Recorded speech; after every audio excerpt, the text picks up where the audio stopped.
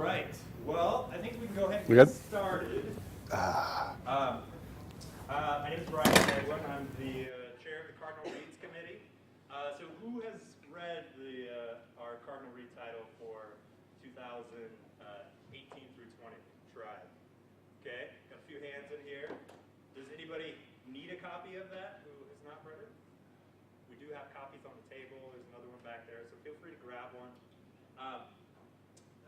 These roundtables are meant to kind of explore some of the themes that are present in that read. So the Cardinal Reads title is selected in support of the Common Read theme, or the diversity theme, which is cultural identity.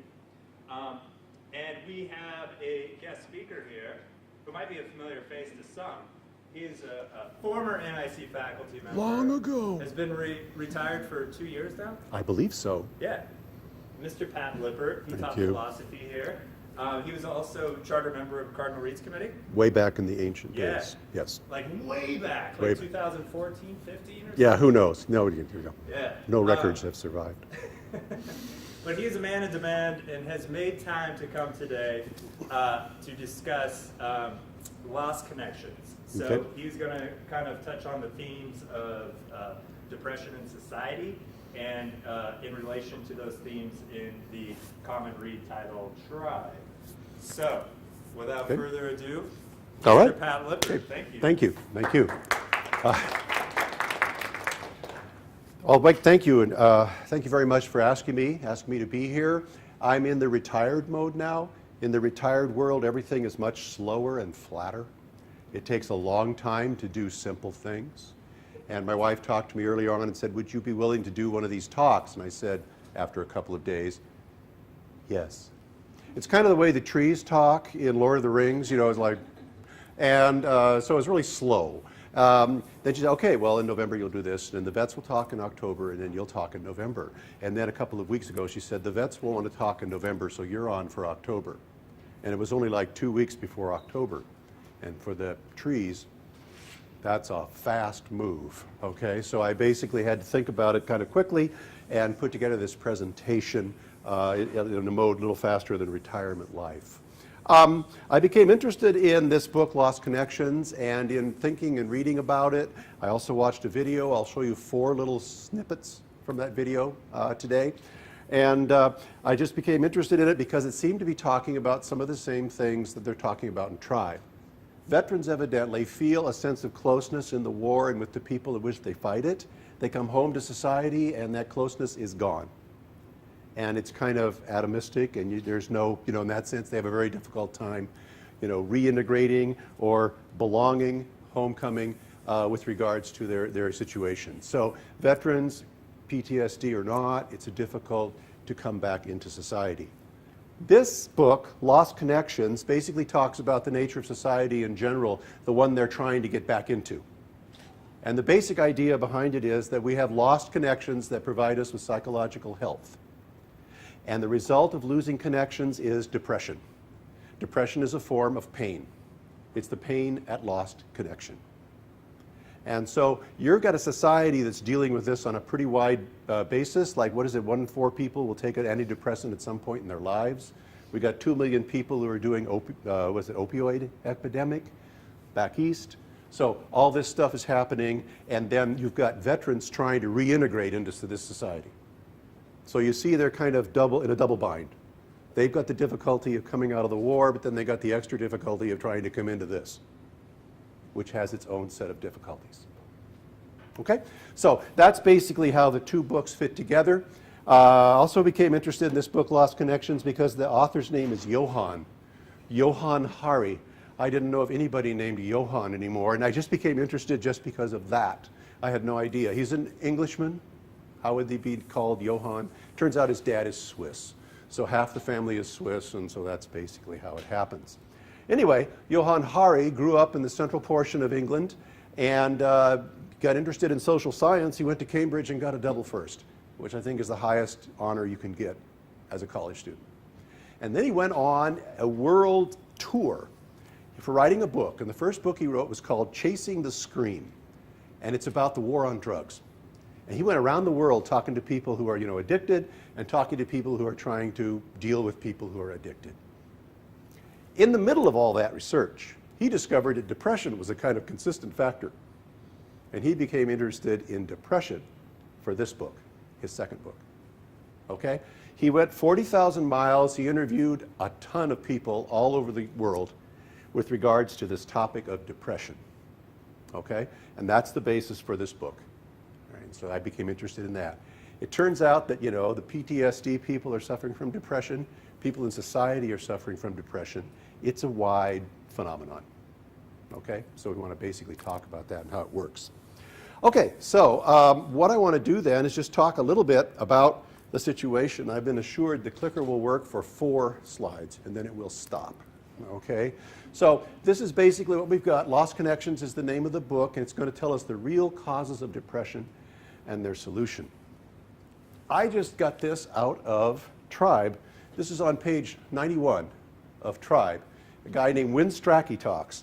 Win Strachey was a folk singer. He was a leftist organizer, strikes and did this kind of stuff in the 30s and 40s. And then after that, he was marginalized, blacklisted, and, shoved to the edges of American life. But basically, before that, he was in the Coastal Artillery. And there he and 14 other guys were in charge of this giant cannon somewhere on the coast to protect us from invasion. But what he noticed about the Army was an amazing sense of community that he did not experience outside the Army. So basically, this is a quotation from him. He said, "For the first time in our lives, we were in a tribal situation where we could help each other without fear." You think about times this fear figures into a factor where you're trying to help someone. This is a situation where that factor isn't there. And they loved it. They felt at home. Okay? And he said, don't worry, none of us were worried or ever thought of ever becoming officers. We were just 15 guys who ran the gun, and we were happy. So that's what I loved about the Army. It's on pages 91 and 92 of your book. Okay? So that's that initial experience of community that people have sometimes in the military or in a war situation. Now, obviously, this is what I've talked about already. The veterans and PTSD, there is the difficulty of belonging again after you've left a situation like that and you're trying to fit into society. Obviously, there are bumps, okay, in the situation. What really bothers them, what gets them the most, is that when they come back to society in general, there is a loss of tribe. The bit of tribal feeling that they had in the military is gone, and there's nothing to take its place. Okay? And this is a quotation from Sebastian Junger. This is our author here. He says, the individualized lifestyles that those technologies, social media, so on and so forth, spawn seem to be deeply brutalizing to the human experience. That's what we'll be looking at, for the rest of the time here. We're going to look at how the human spirit works, what it needs, and how the situation that we have may brutalize it. Okay, because then everybody's in on that. We're in on it, vets are in on it, we're all sharing in this situation. Okay? So that's basically the deal. So that brought me to Johan Hari in this book, Lost Connections. I am a little bit advanced, excuse me, in the world of technology. I got the book on Kindle, and I read it. But then I had to do a presentation on it, so I had to actually order one on paper. All right, so that's big for me. I bought a paper book. Yes, and so that was the deal. Anyway, yeah, this is basically what he's saying. This is a street in Cleveland, Ohio, in the Rust Belt, in the situation that we're going to talk about quite a bit. There is one quotation. The third quotation I will play grabbed my heart, and it's a woman in Cleveland, and she talks about her life. So that is the real basic inspiration for following this book out. Okay?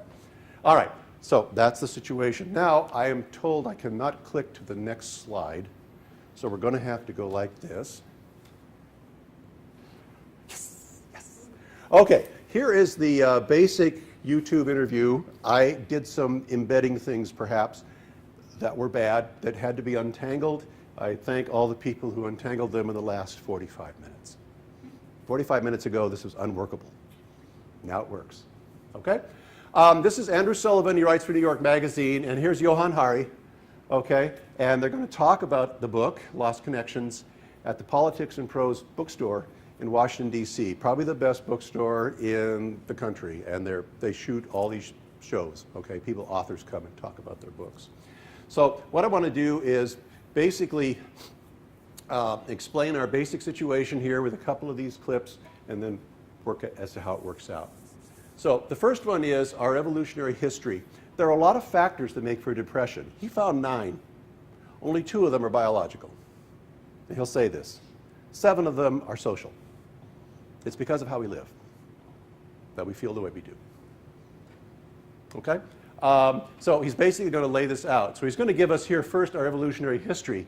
He's going to talk about one of these 7 ways that we live, poorly, and that's loneliness. So he'll just be talking about loneliness in this sense, but he will explain our basic evolutionary situation and our human needs, okay, to give you some background to help you start to understand our current situation. Okay, so can we play this? 1310.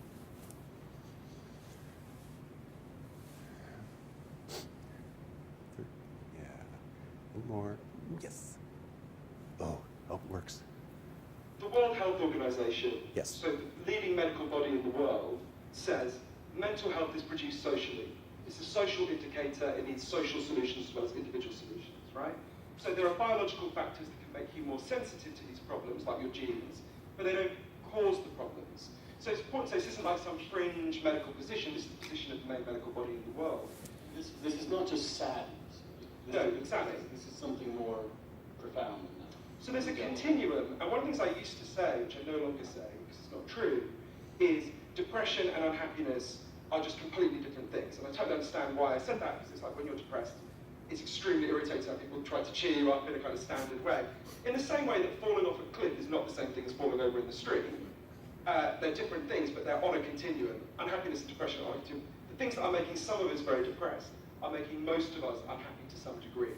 So I learned that there are these 9 causes of depression and anxiety that I can find scientific evidence for. 2 of them are biological, and 7 are factors in the way we live, some of which, not all, have massively increased. So loneliness is a very good example of one that's hugely increased. It's an amazing study that just asks Americans, how many close friends do you have you could turn to in a crisis? And when they started doing it years ago, the most common answer was 5. Today, the most common answer, it's not the average, but the most common answer is none. Right? That's pretty startling. And I spent a lot of time interviewing Professor John Cacioppo at the University of Chicago, leading expert on loneliness. And he explained to me, think about the circumstances where we evolved, right? The reason why any of us are alive is because our ancestors on the savannas of Africa were incredibly good at one thing. They were really good at banding together in tribes, right?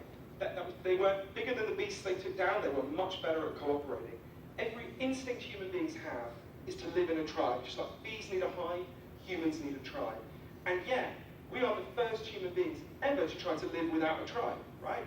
And you think about where we evolved, if you were separated from the tribe, you were anxious and depressed for a really good reason. You were about to be eaten, right? That impulse is still there, right? All of our physical responses when we feel lonely are to be profoundly stressed, anxious, and depressed. And what I was interested in was, well, what's an antidepressant for that, right? Because I think what we need to do, I want to expand the menu of antidepressants. Chemical antidepressants should 100% remain on the menu. We need lots more things to deal with our depression and anxiety. And so one of the heroes of Lost Connections is this amazing doctor I got to know called Sam Everington in East London, where I lived for a long time. So Sam was really uncomfortable because loads of patients were coming to him depressed and anxious. And he had been told in his training, even though he knew the science didn't say this, to just tell people they had a chemical imbalance in their brains and just drug them, right? And like me, he's not opposed to the drugs, but he just thought, this isn't enough. You listen to their lives, and he thought your pain made sense. I understand why you feel this way. So loneliness was a big factor. So he decided to try a different approach. So to give you an example from one of his patients, a woman called Lisa Cunningham came to him. Lisa, who I got to know, Lisa had been shut away in her home for 7 years with just crippling depression and anxiety. And Sam said to her, I'll keep prescribing drugs, don't worry. I'm also going to prescribe something different. He prescribed her to take part in a group. There was an area behind the doctor's surgery that's known as Dog Shit Alley, which gives a sense of what it was like.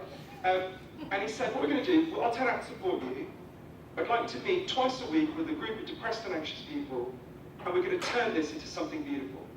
So they turn out, first meeting, Lisa was literally physically sick with anxiety, right? They turn out, they start, these are inner city East London people who don't know anything about gardening. They started to teach each other and themselves gardening, right?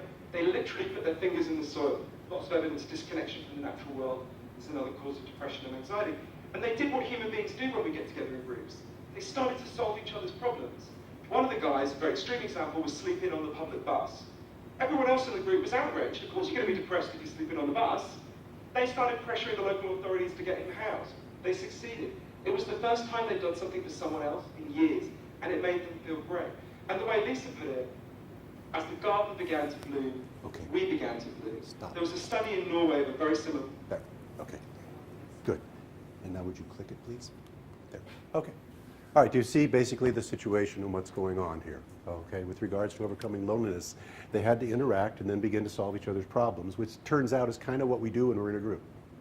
But if everybody's made it atomic and alone, then this group thing doesn't happen and people feel disconnected. The stuff they would need to make life meaningful is not there. Okay? So this is just the first little part of it. What he's basically saying is that depression is the pain of lost connection. And so these deep connection needs are not met. I have a need for, right, connection with other people, and we work together. And we're not doing that, so I miss that, so I feel this pain. Okay? Also, depression is the result. It is the pain of unmet connective needs. Okay, that's kind of the basic thing that he's saying. You can take this to tribe. I'm sure you can maybe see it fitting into the tribe situation very, very easily. Okay? All righty. Oh dear. What? We lost stuff. Okay. Ha! Our PC has a problem and needs to restart. Oh no.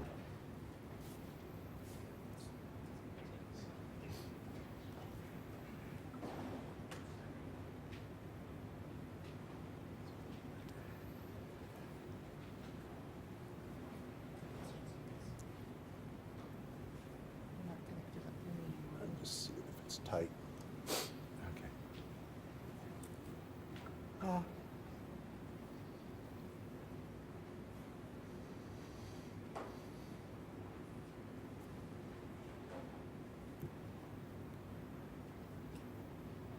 Oh dear. Restart. We'll just enjoy the uncomfortable silence together. Don't they have some kind of elevator music they play in the background, you know? What I was Basically. remarking on, though, is we do have that book in the library for Okay. anybody afterward who would Okay. like to Yep. read more about it. Yeah, it's absolutely marvelous. I'm sorry? Yeah. They didn't want to speak in October, but today is World Mental Health Day. Oh, cool. I find today to be quite appropriate. That it is. Who knew I was so incredible with regards to my timing? Yes. All right, exactly right. Yeah, and it's interesting, right at the beginning, he talks about, unhappiness and depression on a continuum. The idea is some people are depressed, but a whole lot more people are just merely unhappy. And that's connected. Okay, so it isn't just, people with clinical depression or anything like that. Any other comments while we wait for a restart? I don't do Apple computers. I only obey Bill Gates. Yes? What was that original question that he asked? How many close friends do you have? Yeah, how many close friends do you have that you could come to in an emergency? Something really bad happened, you could go to X or Y, and the answer now is, the most common answer is 0. Is that excluding your family or your spouse? I don't know. Yeah. No, I would think close friends would probably be, people really close who are not exactly family, but are so close that you could, and 0. He does a lot with the breakdown of the disappearance of community. That's one little bit of it. Yeah. He asked his friend. So, oh, good. Good. All How many righty. of you have friends that you could ask in an emergency? You're good. One and one?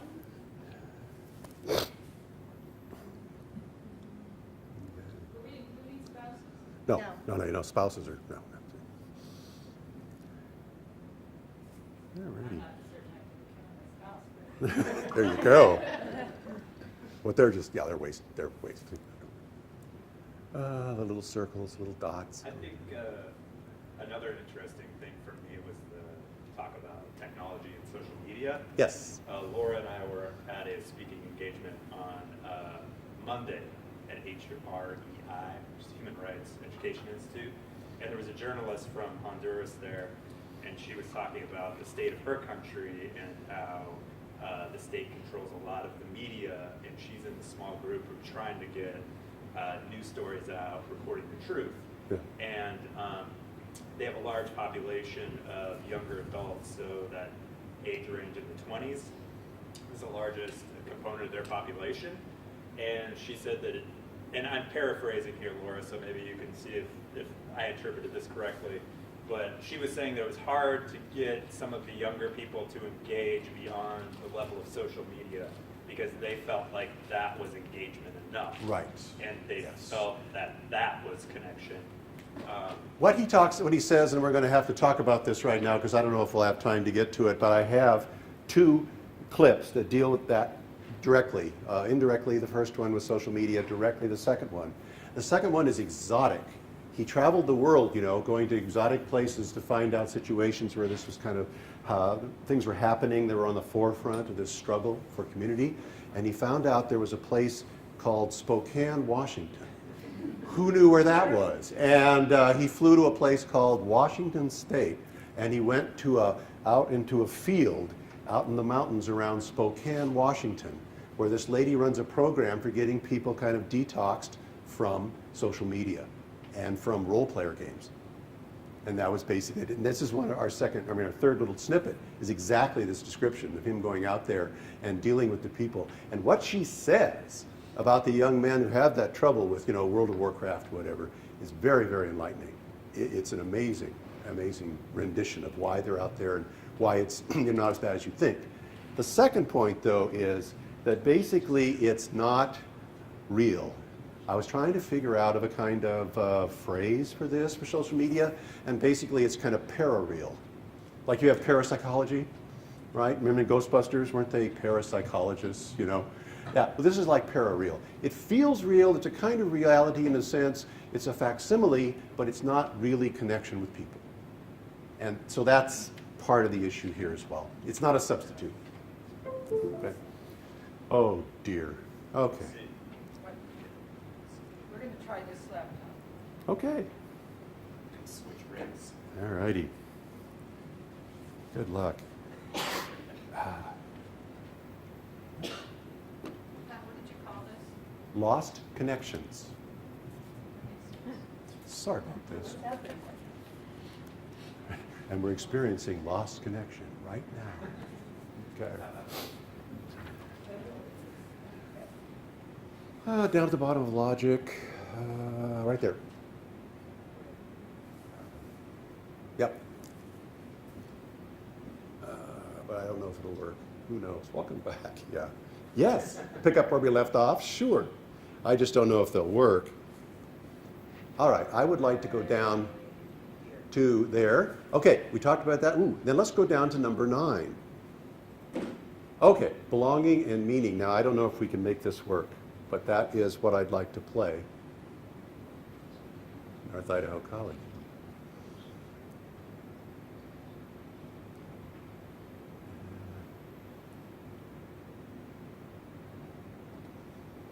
I think not.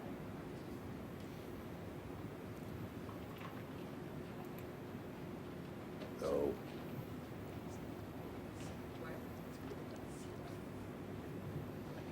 Was this available via YouTube? Yes. Okay. Oh, go. We got yes, yes. Okay. Well, all right. I guess we'll just have to basically tell you the stuff, okay? And we'll get you these things if at all possible, these clips. But right now it's not looking too possible. Basically, people have a need, and we'll just play these up, but I'll just rehearse them now. Basically, people have a need to feel recognized and valued. They have to have a future that makes sense, and they have to be working together in a group to achieve that future. Those are basically the psychological needs we all have. And he says, going back to the savannah, you did this and you lived.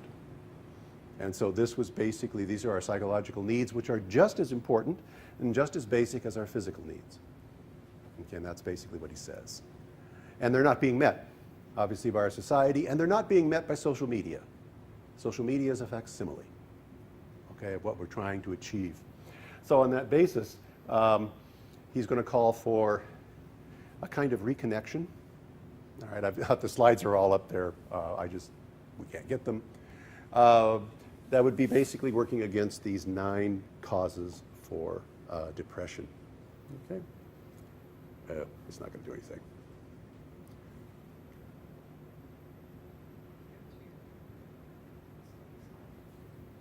Can I ask a question? Sure, ask away. We are stuck. Techno stuck. Maybe this is jumping ahead in the presentation, but does he have suggestions for like Yeah. creating This is tribes? an exercise I wanted to do. Actually, you know, we know tribalism is no panacea. It can be just as dangerous as anything else. The question is, the point is, it's inevitable. It's part of what we are. You can't let go of it, ignore it. That will yield to depression. Now we have to do it in a constructive manner. We can struggle for that, okay? But that's basically what has to happen. So he has, I've got 2 slides. The second to last one is all these disconnects that we suffer from, and we're going to talk about that. And then the last slide is the reconnects. And so he talks about what we have to do to overcome this lost connection. Yeah, it's right there, if it could be shown. So are Hari's reconnects positive ways that we can? Yes. Oh, one of the easiest ones he uses, and he's talking, is collective control over our lives. And he uses the example of First Nations in Canada. And so there's like 93 First Nations in Canada. Some of them are highly suicidal, and other ones are incredibly healthy with very little suicide. And he went and did the research, and it was the matter of collective control. Have they achieved collective control over their lives again? If they do, he said, the suicide rate drops off. And you know, they have their own police force, they take care of their own education, they have some kind of the economy, and they run stuff, and they run their lives, and suddenly it makes sense. They're reconnected to a meaningful future and to working together. Can you talk about that in terms of how we can have that in a large community, like 330? Yeah, he would talk about that. Yeah, these are things that we have to do, in that sense, worldwide. That's what he's going to finally say. But that's what we have to do wherever we are. These are the things we have to be engaged in, and they spread out. But we have a long history now of trying to live without a tribe, and it's kind of catching up to us. And as it catches up to us, we're having these various difficulties. People are feeling loose and wandering around and all this kind of stuff. Difficult. Been on the public bus. Okay. Do you want to go to the next clip? Yes. Okay, I got it right here. Okay. Good. All we're going to have time for is to play the clips. Okay, and I'll take questions. You would be constantly irritated and frustrated. No, 21, please. 20. Okay. No. No. Okay. There's an incredible study in Britain. No one's done a study like this in the US. What is it? Back up to. On average, the average British Oh yeah, child 21. spends less time 00. outdoors than the average maximum security 2100. prisoner. Because by law, No, the other way. late 90s. No, the other. Two. No, it's not. 2100. Things that cause depression, Please. anxiety. Okay. 2100. Okay, that's close enough. Okay. Thank you. Social media, which does not make you feel seen or heard or valued, even when people are paying attention to you, you're going to feel angry and frustrated. And this comes back to that question about deep underlying needs, right? Everyone in this room knows you have physical needs, right? You need food, you need water, you need shelter, you need clean air. If I took any of them away from you, you'd all be in trouble real fast, right? There's equally strong evidence that we have natural psychological needs, that we were talking about. And you've got to feel you've got to feel that you belong. You've got to feel that you are valued.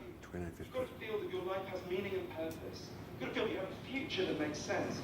And we have a culture that does many good things, but we are getting less and less good at meeting people's deep underlying psychological needs. You mentioned this in terms of kids. I mean, there's an incredible study in Britain. No one's done a study like this in the US, but I'm pretty sure it's done the same thing.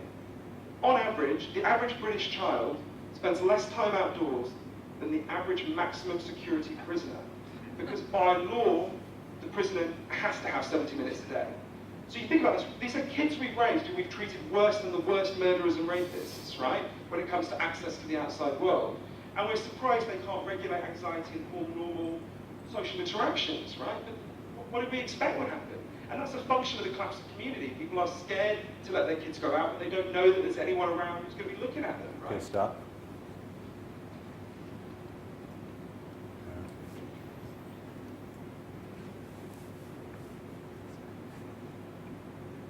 No.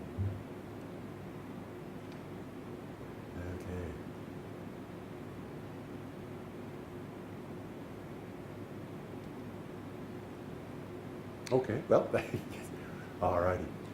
This is just adding a point to the previous slide. We already have the deep connection needs are not met. Depression is the result. The basic form of this pain is grief. People grieve for things they love and have lost. Or they grieve for things they would love if they were available. And so this kind of grief is basically what people experience on a deep level. He has one woman, and in the handout here, I'll give it to you at the end. She lost her daughter at birth, and she grieves. And the medical establishment gives her 6 months to get normal again. And in 6 months, she was nowhere near normal. And she says, the idea that the medical establishment would tell you you're supposed to be normal now is an insult to how people live and work. Okay? So that's a real obvious example of grief. But basically, it's a notion that these things are missing or they've been taken from us, and we grieve their loss. That's another way to understand depression. Okay, you're grieving over what we've lost or need. Okay, all right. The next one. What was it? 29 point. Yeah, I'll scroll up there. Yeah, that'll be great. I was on this, I thought about that a lot. I was on this street in Cleveland in the run-up to the election, and I'll never forget this. I was with a wonderful guy called Dave Fleischer from the LA LGBT Centre. We were trying to get out the vote. It's non-partisan, but obviously we're trying to get out the vote Hillary, for honest. So we knock on all these doors. It's one of those long streets in Cleveland. If anyone's been to Cleveland, it's like Detroit without the poetry of the ruins, right? And we're on this long street where a third of the houses have been demolished, a third are abandoned, and a third still have people living in them. And we knocked on one door, and there was a woman who I would have guessed from looking at her was 60, from talking to her, actually thought she was exactly the same age as me. And she was quite articulate, extremely angry, and she made this verbal slip. She meant to talk what the area used to be like, and she meant to say when I was young. What she actually said is when I was alive. And it really hit me. And every time I hear people patronize Trump voters, I think Donald Trump is a catastrophe, don't misunderstand me. But every time people patronize Trump voters and say, oh, they're just stupid, they're just racist, I think of that woman, and I think, watch yourself. It's not true. If you live in a culture where people's deeper psychological needs are not met, where significant numbers of people feel they are in fact dead in some way, that will manifest in some people saying, just burn the whole house down then, right? I don't care. And you know what? I don't blame that woman. Okay, Now, that's good. I would. Okay, yeah. Okay, there's the payment. Yeah, that's the business of being in Cleveland. And there's a situation where people get to the point where they feel, so deprived, they feel dead inside. And in that situation, that's a common and understandable response. Okay? But our needs are so unmet that we feel like, we're dead inside. We have no hope of future. We have no connection with other people. That's feeling dead inside. So that's the basis for this.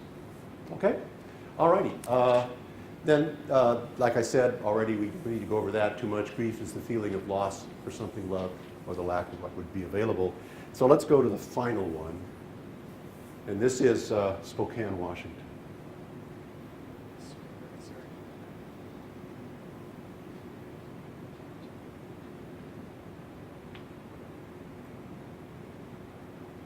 Be like, anyway. So I went to Swearing and gardening.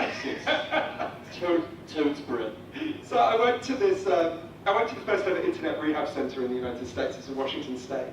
And the first thing that happened to me, I arrived there, it's a clearing in the woods outside Spokane. And the first thing I did was just absolutely instinctively look at my phone and feel really irritated I had no cell phone reception. I was like, wait, you're in a rehab center for internet addicts, right? So anyway, I got speaking to the woman who runs it, Dr. Hillary Katz, really helped me to understand this. She's an amazing person. And so she helped me to think about several things. So they get a lot of young men who are obsessed with these multiplayer role-player games, like World of Warcraft. And she said to me, what do these young men get out of these games? There's something they're getting out of it, right? It's not meeting their needs, but they're getting something. What is it? She said they're getting all the things that human beings need that the culture no longer gives them. They get a tribe, they get a sense of identity, they get a way to rise, a way to gain status, they get a sense that they're seen by other people. And it made me think a lot about the moment when the internet arrives, right, in human culture. So rising for most of us in the late 90s, you were a bit ahead of the curve, Andrew, but most of us in the late 90s, a lot of the things that cause depression and anxiety were already supercharged by that time. Loneliness is one example, there's lots of others. But what happens is the internet arrives, and it looks an awful lot like the things we've lost, right? It gives you Facebook friends in place of friends that have gone away. It gives you status updates in place of like status. It appears to look like the thing we've lost, but I came to think that the relationship between social media and social life. Okay, great. Alrighty, thank you. Okay, so that's basically it. Now, if we could go ahead to the next one and the next. Okay, back up one. There. Okay, so this is basically the 9 things that are causing depression that have scientific backup and scientific, results and evidence. People who are, he did talk about meaningful work, we didn't talk about it here, but people who hate their jobs tend to be depressed. Who knew? Okay, or have difficulty with work. He had about 85% people either don't like their work or just sleepwalk through it. Okay, so that's part of the situation. When you lose connection to other people, that could be any one of the things we've watched, the woman in Cleveland, so on and so forth. Meaningful values, we didn't talk much about that, but basically he says when they get you in a kind of situation where you're supposed to just buy more and more stuff and be happier and happier, that's not a meaningful value. And people tend to be continuously frustrated, okay, as they follow that out. Childhood trauma, certainly that's a situation. If childhood trauma exists, childhood trauma has to be faced, but not treasured. You've got to get up and get over it, this kind of stuff. Okay, that's the basic idea. Status and respect, that could be World of Warcraft, but whatever else. You need to feel status and respect for people around you for who you are and what you do. And then the natural world, that was a big thing. It's evidently really good to be connected to the natural world. We kind of need it. We've been kind of doing it since we got started. And now if you've got people not connected to the natural world, they miss it, even though they don't know they miss it. Okay? Part of the basic thing. And then, of course, that's the Cleveland one perfectly, is disconnection from a hopeful future. And that's the big portion of dealing with the feeling dead inside, that kind of situation. Numbers 8 and 9 are the genetic and chemical brain things that you hear about all the time and you take pills for. Okay, and they're real, but you got 7 ahead of them. Okay, according to Johann Hari. Okay, the next one, the final one here, the slide is this theory of connections. It's just basically the stuff. You got to reconnect to other people. Social prescribing. People are inherently moral and they require sacrifice to find meaning. And if you don't allow that, you're frustrating people at their base level. Okay? Meaningful work, we talked about that. Meaningful values, that's important. This is a really nice one, number 5. You've got to be able to live by sympathetic joy. Joy felt for other people in that situation. That is a huge central happiness, fulfillment for human beings. Okay? The opposite of that is to get away from the addiction to the self. What he basically says is our society has got us to the point where we automatically understand everything in terms of the self. We automatically understand everything in terms of the individual only. He said that's clearly, untrue, disproportionate. If you have depression, then they come to you as an individual with your individual brain and tell you you need pills to improve your individual brain, to improve your individual life, when the other 8 things are not being paid attention to. Okay? That's the basic thing. Addiction to self, and that is just pushed upon us, okay, by our social situation. And then acknowledging, overcoming childhood trauma, like I said, that was the basic business. And then finally, restoring the future is the business of engaging in some kind of collective control over our experience. The thing he learned about work, I guess, what are we up to, number 3? Work does not depress people. Controlled work depresses people. Where you have no control over how the work goes and where the work goes and what you're doing in your work, you get depressed. It's control over work that is connecting. Okay? And he gives this example in here of a bike store, the bike shop. They just basically became a little cooperative, and they just did all the work themselves, and they did fine in the business world. but it was not controlled work. It was work they had input and control over. Okay? So that's basically it. So those are the kind of reconnects. You can see those can be applied anywhere. Okay, finally,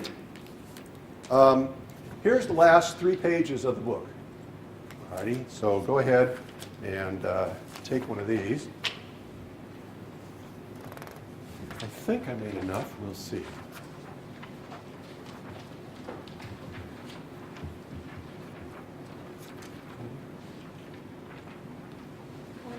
Yeah. Were those listed in order of importance? No, I don't think so.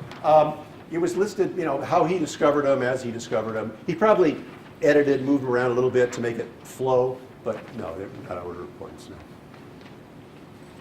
One thing he would say, and this is what he says here in the back, is if he were to, you can read this when you go home, but basically what he does here in a lot of these final pages is talk to his younger self. He started taking depression medication when he was 16, or maybe he was 13. And he said, he went to the doctor, I have this pain leaking out of me, and the guy said, you have chemical imbalance in your brain, here's your prescription, and he started taking these things. And he took them for, 20, 30 years. He no longer takes them now. But that was the response. And what's the point of depression? The point is something's wrong with you. And you have to fix you by taking these pills. And that's precisely what we're talking about there with number 5. Okay, it's I got a problem, I have to fix me. That is the first trap that you'll be shoved into. 7 out of 9 of these are social, and you're being shoved into the individual corner and told to take care of yourself. You see the problem there, okay? It ties in with the individualism in our culture, and lo and behold, he does the perfect, the top of this page right here, page 258, he does the perfect, most wonderful summation of the individualism of our culture, the ultimate, and I don't know, you just can't beat it. It's an unbeatable quotation from Margaret Thatcher.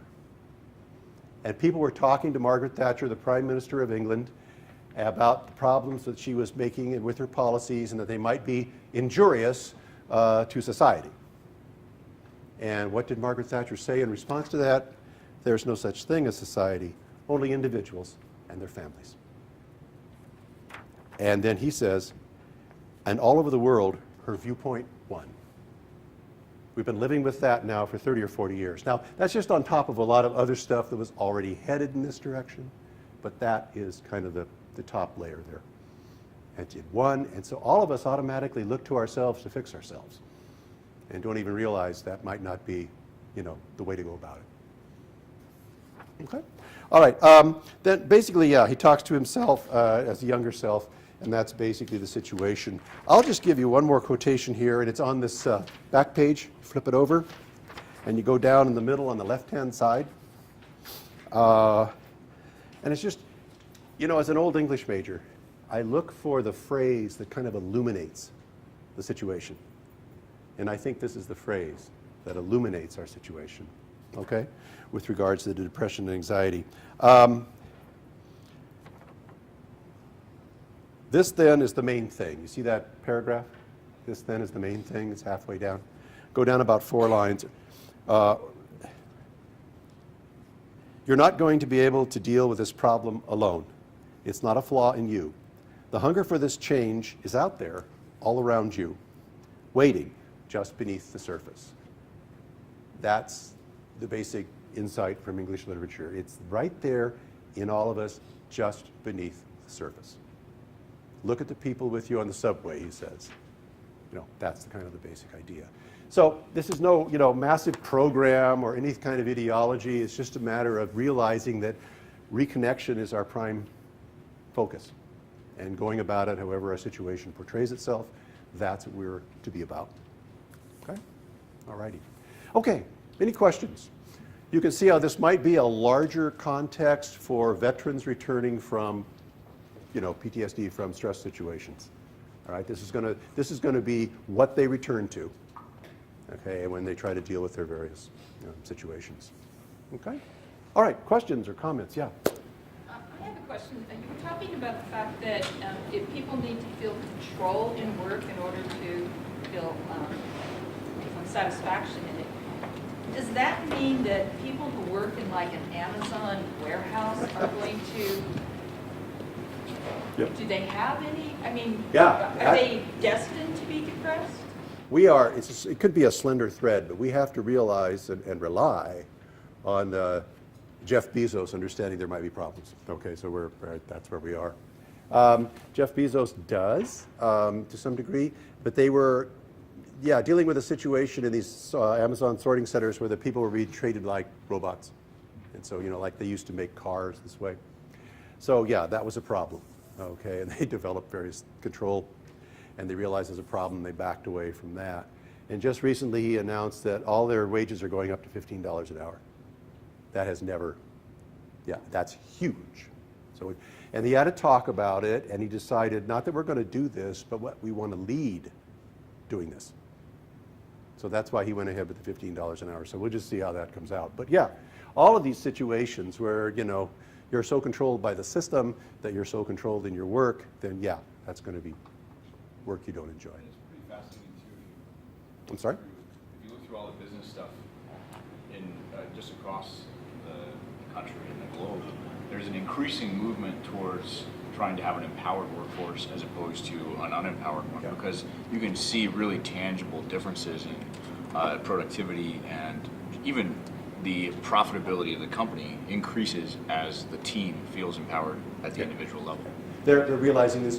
One of the background achievements, I think, culturally and academically that fuels that, gives it a base, is that people are understanding people now more and more in terms of an evolutionary framework.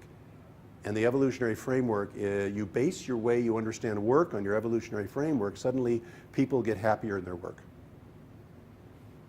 Okay? It's a little bit like World of Warcraft. You got a team, you got respect, you don't mind going to work so much. That's just basically it. So we've had a paradigm, of kind of a mechanics of how we understand people, and that's been problematic the last few centuries. But now more and more, they're understanding it from an evolutionary perspective, and it means a lot better deal for everyone involved. Okay? Yeah, I've got a bunch of things, I don't have them up here as commercials, but I have people applying this evolutionary background to all different kinds of areas. One is building, construction, and architecture. Yeah, they're using it everywhere. Okay. Any other questions? I think I just had a question for the group. How many of you here feel connected at the college? Feel like when you show up here, it's a community of sorts? Students, do you feel that way? Are there ways that you think if things were different, you would feel more connected? I feel like personally I'm not a great person to speak on the topic because I am a distance learner. I'm here for a specific class, but I do everything online because it's more convenient for me. Mm-hmm. But I think, there are a lot of people that are taking classes online, and the online class structure that exists currently isn't designed to cultivate connection. And it doesn't, which shouldn't surprise people. Yes, yeah. That would probably figure into what Johan Hari would have to say. He would understand that immediately. Yeah. Okay. Any other questions? I just wanted to make one last remark regarding number 5.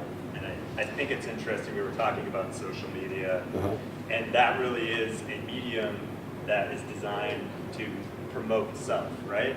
So I think there is that irony in it of you are creating a profile to promote yourself to the world, and if you are not getting positive feedback based on that, it's hard to say, thinking of being in high school and say, well, people here don't understand me or I don't connect with them.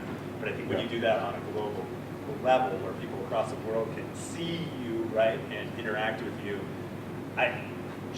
my thought is maybe that even deepens that sort of sense of being disconnected even more. Yeah. On the other hand, I'm always doing the other hand too. Social media has a tremendous capacity for communication between people. It's absolutely swarming or whatever it is. The way that can be a positive thing. It's just never a substitute for reality. It should be a tool in the toolbox. Yeah, it could be a tool in the toolbox, that'd be good, but yeah, we are not, yeah, toolbox. Okay, any questions? Any further questions? Well, we're out of time, and thank all these people back here for making all the technology work, and thank you very much for coming. No, thank you. And Okay. if you like, if you want to share your resources with me, I can also post those to the Cardinal Reads website. So people who would like to go and do a deeper dive into some of the things you discussed today, I'd be happy to post them there. Our next Cardinal Read roundtable is happening in November, the 13th. If you grab a bookmark, it'll have the information on there, and we'll be joined by the Veterans Coordinator and some students as well, is what that's looking to shape up right now. So come back, enjoy some treats on your way out. Make sure you grab some dessert items so we don't have to take any of them with us. And thanks for joining us today, everyone. Yes.